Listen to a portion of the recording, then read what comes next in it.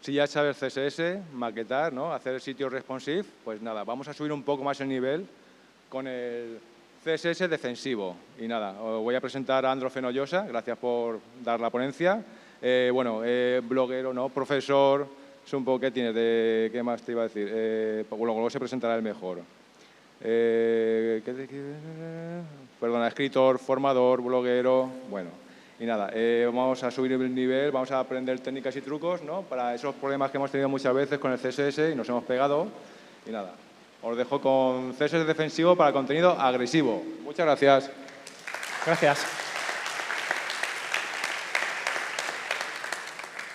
Yo espero que tengáis ciertas habilidades con CSS porque digamos que esto va a ser una masterclass de cómo preparar tu CSS para un contenido que no tenemos control, de ahí agresivo. Y voy a hacer un breve resumen de unas técnicas que se llaman CSS defensivo, de ahí el nombre de la charla.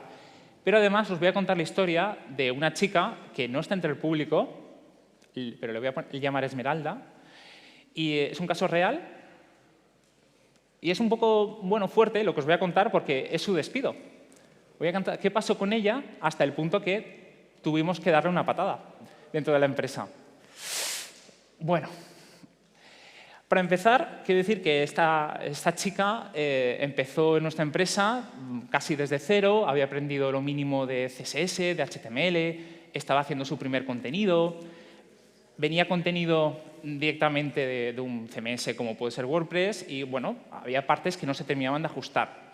Tuvimos que ayudarla, pero, bueno, la vida es así. Entonces, antes de nada, me gustaría aclarar que lo que yo vengo a hablar no es sobre incompatibilidades entre navegadores, no es el tema de diseño adaptativo, o sea, no vengo a hablar de responsive design. Sí vengo a hablar de contenido, tampoco vengo a hablar sobre la entropía que ocurre en un proyecto, que ya sabéis que cuando crece el número de personas, el número de archivos de CSS, el número de páginas, el número de complejidad de características, llega a un punto en que si no tienes ciertas nomenclaturas, cierto orden, empieza a aparecer el caos. De hecho, tengo una charla muy interesante al respecto, que podéis buscarla. Tampoco vengo a hablar sobre mantener un sitio siempre actualizado, ¿no? Porque las librerías y todo el software que hay detrás es otro tema totalmente aparte del diseño web. Y otro problema que podemos encontrar, que tampoco voy a hablar, es el tema de la caché y de los gatos sobre el teclado. Lo que quiero deciros con esto es que todos esos problemas que tenéis en la lista no lo hemos encontrado en algún momento. Y todo tiene su solución. Son cada uno pues, unas artes diferentes. Por eso mismo, yo me voy a centrar en el contenido. Vale, y con esto claro, quiero que veamos una página típica donde ha sido diseñado con un wireframe, todo es perfecto, encaja donde tiene que ir, pero cuando lo llevas a la realidad, cuando lo implementas en diseño web, ves que hay cosas que no terminan de encajar, ¿verdad? Por ejemplo, aunque no se aprecie, esta imagen está un poco chafada, un poquitín. Porque, como podéis ver, esto tiene un aspecto tal vez de 4:3, pero se ha dado una imagen que tal vez es totalmente cuadrada. Entonces, claro, el diseñador de esta página no ha tenido en cuenta que esto puede ocurrir. Pero es que tampoco ha previsto qué pasa si aquí, quien gestiona el sitio, le mete mucho contenido. Este hero ha crecido, podéis verlo aquí desde la imagen, este espacio que no debería estar, ha invadido la sección de abajo comiéndose este botón. Y no solo eso, si es que además vemos que este título, que quedaba muy guay en el wireframe con una sola línea, de repente tiene tantas palabras que desborda. Esto creo que nos va sonando a todos, ¿no? Pero es que no solamente eso, es que no hay un espacio de seguridad que está aquí preparado, los botones se han hecho con un tamaño fijo, no estamos preparados para que haya un máximo ni un mínimo. Problemas muy típicos, ¿no? De cuando llevamos a la práctica. Vale, ¿y todo esto cómo se soluciona? Pues ahora os voy a hablar de ello. Pero antes sí que me gustaría que viéramos que los problemas cuando trabajamos con un contenido que puede estar en otro idioma, que puede estar en el nuestro, pero es más largo o más corto, que también ocurre, siempre tenemos lo mismo. Es, por un lado, el contenido es más largo de lo esperado. Claro. Y el diseño es fijo. O es más corto.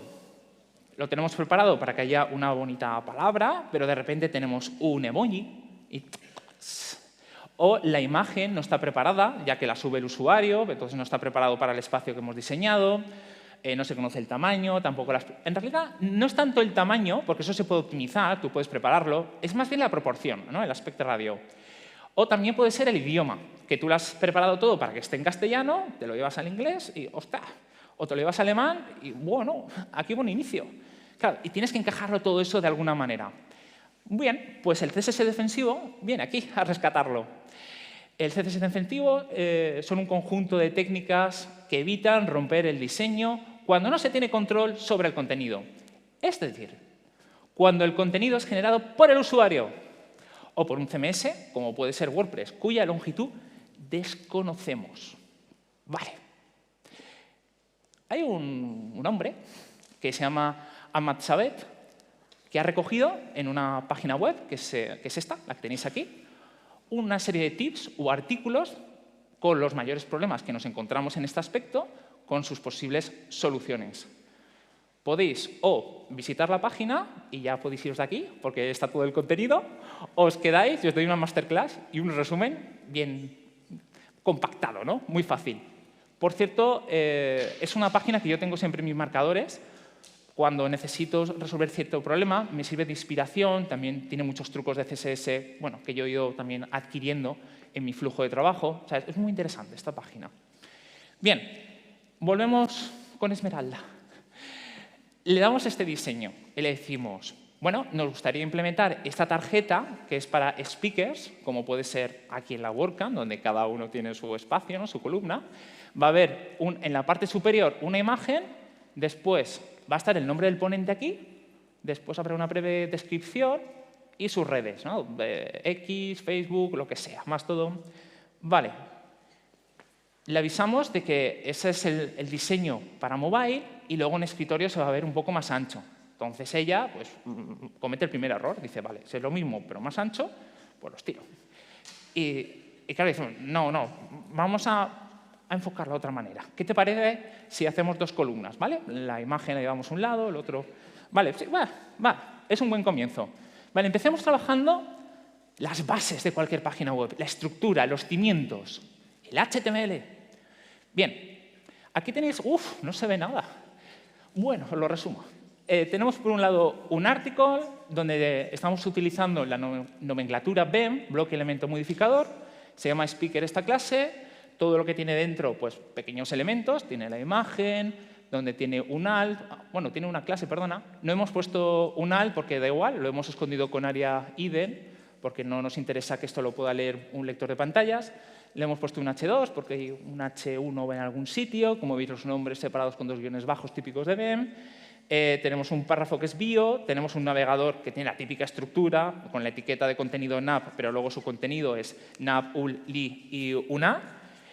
Además, como estos hipervínculos tienen un emoji o un carácter que no puede ser leído por temas de accesibilidad, hay que añadirle un área label. Y ahora sí, ya tenemos algo majo por donde empezar. Muy bien. Pues ala, Esmeralda, ponte a ello. Te damos esta imagen. ¿Qué tiene de especial esta imagen, aparte de que es muy mono este gato? Que la proporción no es cuadrada. Ups. Si yo la pongo, ay, pobre gato, ha perdido peso. Claro, aparece totalmente... Y bueno, aquí se ve una primera estructura, un primer boceto, donde ya se ha colocado cada cosa en su lugar, aún no se ha puesto separaciones adecuadas, ¿no? Veis que está aquí todo apelotonado, hay un degradado de fondo. Vale, pero hay muchas cosas que arreglar aquí, muchísimas. Quien tenga ojo me puede hacer aquí un listado bastante considerable. ¿Cómo arreglamos el tema de la imagen? Bueno, pues empezamos con lo que para mí es base en cualquier proyecto, que son estas tres líneas. Todas las etiquetas IMG, da igual que tú tengas un componente o se lo apliques a todas las etiquetas en general, le tienes que añadir que tenga una anchura de 100% para que esa imagen sea responsive, ¿ya? Pero ¿cómo adapto yo esa imagen entonces a una resolución que yo estoy buscando? El contenedor. Tú le das el tamaño al contenedor o lo maquetas, pero la imagen 100%. Después de eso le añades un OJFit Covet que te ayudará a que tú puedas redimensionar esa imagen en proporción y no se aplaste, sino que haga una especie de recorte, una especie de máscara, y además le dices que centre, ¿no? Ese recorte. Y bueno, pues con estas tres líneas, insisto, que debería estar en todos vuestros proyectos, ya tenemos la imagen mucho más maja, ¿vale? Un primer avance. Ay, Esmeralda. Bueno, ¿qué más cosas está ocurriendo aquí? Pues Se le ha puesto una palabra un poco larga y cuando se hace responsive, ups, hay un desbordamiento. Vaya, ¿qué podemos hacer? Bueno, muy fácil. Le decimos, cuando nosotros tengamos previsto o hemos detectado que esto puede ocurrir, estas 2 líneas y arreglado. En la primera yo le estoy diciendo de que cuando encuentre esta situación me haga un grab, o sea, se rompa, ¿no? Y por otro le estoy diciendo que la anchura de esa palabra o de ese texto no sea el tamaño del texto, sino sea 0. En otras palabras, que se pueda resolver. Y con esto pasamos del problema anterior a una palabra que podemos evitar que salga por los laterales. Bueno, ese caso ya es muy extremo, pero ahora lo tratamos. Todo tiene solución en esta vida. Vale, más cosas. Si os fijáis, cuando yo estoy poniendo unos nombres, como pueden ser estos, ¿no? Con unos apellidos, yo lo he diseñado para que esté en una sola línea. Pero la realidad es que ya sabéis cómo funciona el contenido dentro de HTML y CSS. Esto pues automáticamente me va a saltar, me va a crecer en altura, aunque anchura yo lo controle. Y esto es un problema. Cuando ocurra este caso, tenemos que pensar cómo lo queremos resolver. No hay una forma mágica. Tienes que decidir entre opción 1, dejar que esto ocurra. Opción 2, ocultarlo. Opción 3, ocultarlo pero añadir algún tipo de animación que se pueda scrollear de derecha a izquierda. O lo último, que es lo que vamos a aplicar ahora mismo, es añadir una elipse. Me explico. Yo añado esta línea de CSS que le estoy indicando con este estilo de que no se rompa, en otras palabras, que no haga un grab. Le digo que cuando sobresalga por un lado se oculte. Y por último, le digo que añada unos puntitos al final de esa línea. Vale. Pues con esto le enseñamos a Esmeralda que podíamos conservar esa línea a coste de estos 3 puntos.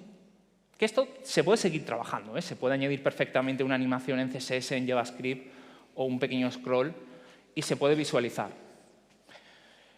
No estamos contentos con Esmeralda porque seguimos trabajando y hay problemas. No ha tenido en cuenta los espacios de seguridad. Seguimos haciendo la anchura y todo está pegado. O sea, ¿lo estáis apreciando? Esto está pegado con esto está pegado con esto. No hay separación entre las 2 columnas. Es un desastre. Entonces, esto es lo más fácil de todo. Porque lo único que tengo que hacer es añadir un gap, sobre todo si estoy diseñando con Flex on Grid, y añadir un pequeño padding alrededor.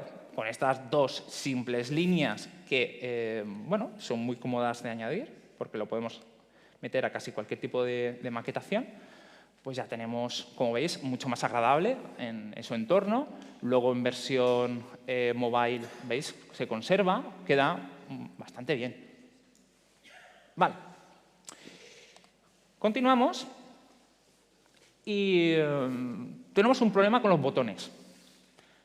Fijaros, son muy pequeños, además fáciles de que no sean pulsables.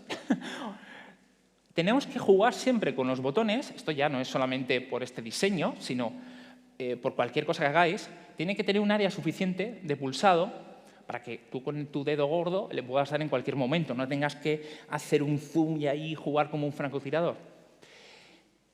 Y con eso, sobre todo en estos casos, donde no sabemos qué puede haber, pues lo más cómodo es añadir esto. Un mínimo de anchura y habrá mejor, ¿no? Permite que crezca el botón, como podéis ver con WetSide, ¿no? Eso puede darle toda la anchura que quieras y bueno, los botones como mínimo tienen una zona donde podemos trabajar. Tiene más cosas, pero esto sería lo más interesante. También ocurre que no se ha previsto la anchura máxima. Esto es una salvajada, porque si yo tengo un diseño, un grid, 2 o 3 columnas, me da igual, y el último elemento que tengo en la parte inferior no he previsto, puede crecer y ocuparme todo el ancho. Entonces me queda un diseño terrible, un desastre. Esto no se lee, esto es un desastre. Entonces le dijimos a Esmeralda, vamos a ver, por favor, mete a todos tus componentes una anchura máxima. No es tan difícil y con esto ya lo tenemos. Puede haber todo el espacio que quieras a los laterales, que esto ya se va comportando como toca. Como veis, no son cosas muy difíciles. Es tener mimo, es tener ganas de dejar las cosas medianamente bien. Vale. Y continuamos. Vale, ya hemos visto el máximo, ahora falta el mínimo. ¿Hasta qué momento yo puedo aplastar este componente? Bien, ahora mismo esto que estáis viendo aquí es lo máximo. Bueno, lo mínimo, que yo puedo reducirlo, pero lo máximo que puedo aplastarlo. No puedo más. Y es un problema. ¿Y dónde está la limitación aquí? En estos botones. Porque la imagen ya está tratada. Esto también está tratado. Y bueno, no se le ha hecho nada a ese párrafo, pero va a crecer perfectamente. ¿Qué hacemos con estos botones? Bueno, pues esto tirado. Le tienes que añadir o un display flex con su grab o el grab. Y ya lo tienes. Y con esto ya me permite que este componente pueda tener toda la estrechez que tú necesites. Está claro que esto luego lo podemos un poco vitaminar, añadiendo que estos botones tengan una anchura de 100% a partir de cierta resolución, o incluso podríamos jugar con un grid, y ese grid convertirlo en la columna también. Tiene muchas funciones. Pero fijaros, ¿qué diferencia poder pasar de esto a esto con una línea de CSS? Ahí está el potencial. Vale.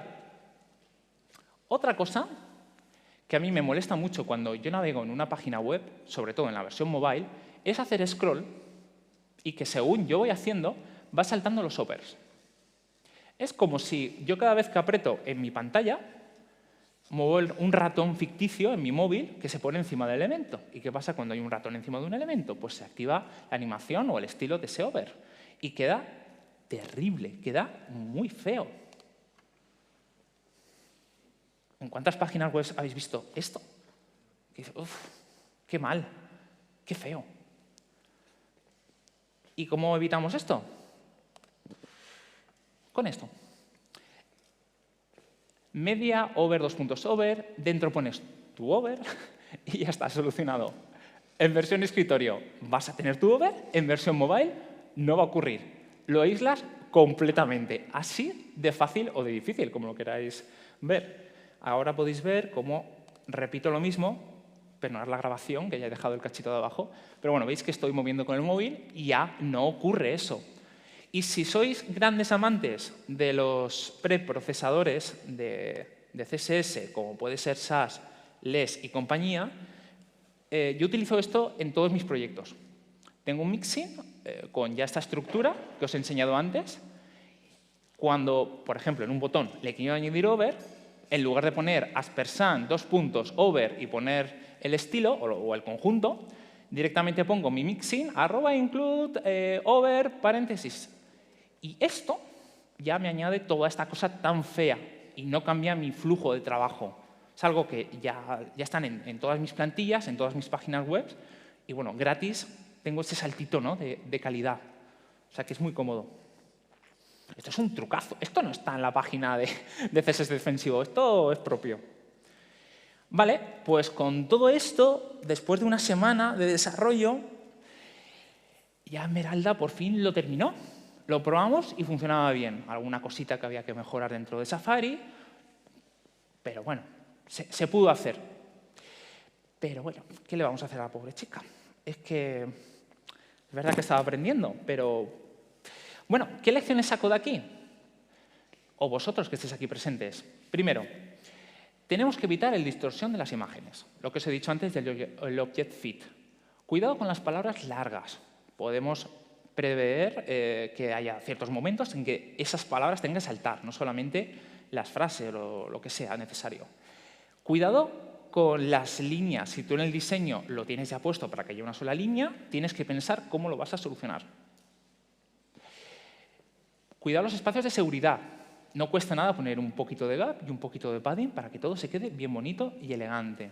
Y si puede ser, siguiendo la hoja de lo que os haya pasado el UXY o lo que sea, para que quede todo de forma uniforme. anchura mínima, si no va a crecer hasta el infinito. Y eso es un rollo cuando trabajamos con maquetaciones un poco más avanzadas. Fijar también el tema de, bueno, fijar la anchura máxima, aparte de la mínima. Hay que tener cuidado con Flex, porque no nos da el grab por defecto, hay que dárselo. Y el over en tema de mobile, que esto no cuesta mucho de arreglarlo y se nota esa diferencia. Yo es que, bueno, supongo que vosotros también queréis hacer bien las cosas, pero para mí, yo no puedo entregar a un cliente una página web que tiene unas deficiencias que yo estoy viendo. Aunque él no lo vea, tú tienes que tener un estándar de calidad. Y eso se refleja tanto en tu trabajo como en la percepción que tienen los otros de ti. Vale, pues con esto yo ya está. O sea, se acabó la pobre Esmeralda. Se le dijo que pues, muchas gracias por haber estado ahí como diseñadora web junior en este caso, pero que le teníamos que dar una patada. Todo ese conocimiento que había adquirido pues, se lo puede llevar con ella y todo esto. Entonces ella, pues nada, cogió su caja, cogió sus cositas, puso su muñequito de Pikachu, el de Mario, y cuando se iba a ir por la puerta, le dijimos, espera, ¿dónde vas? Te damos la patada, pero hacia arriba. Con todo este conocimiento que has adquirido, yo creo que ya puedes empezar a formar a la próxima generación de diseñadores o los nuevos empleados que van a entrar en la empresa. Y esta chica siguió creciendo. Actualmente ya no trabaja conmigo, está en una empresa muy grande, haciendo proyectos bestiales y todo el peso recae sobre ella. Y a día de hoy yo me pongo en contacto con ella cuando tengo dudas de temas muy concretos, porque al final la constancia y el buen hacer pues tienen sus resultados. Bien, me gustaría dejar esta frase, si os queda algo de toda esta charla. Al igual que preparas tus diseños para diferentes tamaños de pantalla, prepara tus diseños para diferentes longitudes de contenido. Y eso es todo.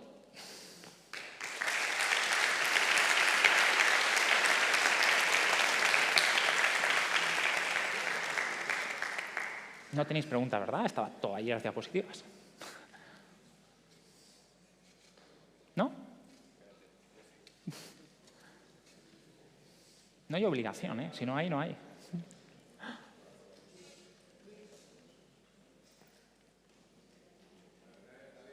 Si quiere preguntar, yo pregunto. A ver, el futuro del CSS, ¿cómo lo ves? ¿Disculpa? El futuro del CSS. ¿Futuro del CSS? ¿Evoluciona correctamente? Mira, yo tengo la teoría de que el CSS ya es perfecto a día de hoy. Porque, sí, a lo mejor aquí alguien me empieza... porque ya tenemos las herramientas necesarias para hacer prácticamente cualquier cosa que se nos ocurra. Otro tema es que, claro, se nos seduce mucho Tailwinds, todo el tema de la atomicidad, el de meter unos componentes reutilizables. Sí, yo eso lo entiendo. Pero si tú tienes una buena arquitectura o una nomenclatura clara de CSS, sabes trabajar con SAS, soy muy fan de él, y tu equipo está bien formado, en realidad no te hace falta estar pendiente de la última característica que va a salir de pseudoelementos, de que ahora puedes hacer esto con Chrome. No, ya está ahí. Ya depende de ti que sepas gestionar bien, ¿no?, ese contenido, esa página. Gracias. ¿Sí? Buenas. Te quería preguntar si el desbordamiento por una configuración, por ejemplo, en mi caso, yo por discapacidad visual, tengo en mi dispositivo móvil un tamaño de tipografía enorme. Entonces, ya no es que la palabra sea larga por sí, porque digamos que la palabra está bien en las pruebas que hace el que genera contenido, está bien, pero yo por mi configuración desborda. ¿Se podría llegar a, aparte con los dos ejemplos que tú has puesto, de que salte de línea o con los 3 puntos, la tipografía fluida podría llegar a arreglar eso o no valdría para esa Es para cierto ese que... caso? Bueno, gracias por la pregunta. Gracias. Es cierto que tú puedes jugar con el tamaño de la letra. Y si es variable, pues ya ni te digo las barbaridades que puedes hacer ahí si juegas con ciertas medidas. Si ese tamaño está en un punto justo en que es legible, bueno, sí, puedes hacerlo. Yo casi prefiero, si de verdad es importante ese contenido, 2 líneas. Si cabe en ese diseño, claro. Si es una impresión o un PDF, pues entonces ahí mal lo tenemos, ¿eh? Porque no podemos jugar con animaciones ni nada. Yo le digo, justo ayer nos surgió un ejemplo, una carta a un restaurante. Sí. Y la palabra está bien en una persona que no tenga esta modificación de cómo ve la web, pues Sí. la palabra le cabe perfectamente, pero en mi caso la palabra desborda, porque como lo han hecho en 2 columnas, tal, entonces la palabra a mí me partían casi todas las palabras del menú. Entonces ya la dificultad de la propia legibilidad, o sea, es que para mí resultaba complicado leer. Entonces, claro, sí, hay que mantener el diseño, la tipografía, todo lo que tú quieras, pero luego al final, aparte del propio diseño, está la legibilidad, por eso lo preguntaba. Sí, es que es un tema muy delicado porque tienes que decidir entre respetar el diseño o hacer que el diseño se adapte a la realidad o buscar, bueno, te voy a decir ñapas, no es la palabra adecuada, pero buscar soluciones intermedias donde los dos estén felices, ¿no? Donde no tenga que ceder el diseño. Pero es que es una situación muy... Hay que hablar más con el cliente que con otra cosa. Muchas gracias. Gracias a ti. ¿Alguna pregunta más? Buenas. Hola. Yo quería preguntarte que he visto que hay algunas cosas que antes se podía hacer con JavaScript y lo estoy viendo que lo están incluyendo para hacer con CSS. ¿Tú cómo ves eso? ¿Ves una práctica que se va a extender más en el tiempo y le va a ganar terreno a JavaScript CSS o no? Lo bueno de CSS es que es más rápido que JavaScript, es más compatible si está dentro del estándar y, por último, es mucho más fácil de mantener en el tiempo. Yo prefiero tirar siempre que se pueda y es realista hacerlo con CSS, pero también es cierto, es como todo, hay que valorar en la vida. Una línea de JavaScript te puede ahorrar un bloque CSS enorme. Tendría que ver cada situación y cada caso. Gracias. A ti. Anda. Buenas.